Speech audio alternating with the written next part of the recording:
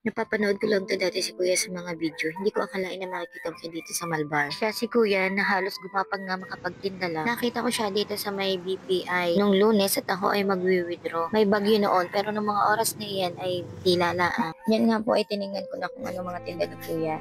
Sinabilang ko sa kanya at kukunin ko na lang lahat para makauwi na siya. Sobrang awang-awa ako kay kuya dahil ng araw na yan ay may bagyo. Hindi naging hadlang ang bagyo at ang kanyang kapansanan makapagtinda lamang siya. Yung mga oras na yan ay hiyang-hiya ako sa sarili ko. Dahil lang sa maliit na problema ay minsan gusto ko nang sumuko. Pero nung nakita ko ang kalagayan ni kuya at pilit siyang lumalaban, sa kabila ng kanyang kapansanan, ay talaga namang nabuhayan yata ako ng loob. Kaya shout out sa mga taong may pinagdadaanan dyan. Huwag na huwag tayong susuko, tuloy lang ang lahat. At sa mga taong mahilig magreklamo sa sitwasyon ng buhay nila, tingnan nyo na lang si kuya na pilit kinakaya. At sa kabila ng sitwasyon niya, ay patas siyang lumalaban.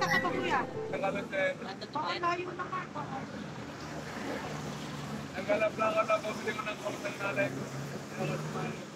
Ano, lakad na kayo kuya? Ngayon na lang ako na. Okay. Akala ko lalakarin nila ako. Bili naman na. Eh ngayon kuya, magta-tricycle na po kayo. Ay, ito ko inaarap ka lang. Ay, hinihintay mo na lang. Bumalik ka naman sa ina. Balikan po kayo kung may badan po kayo.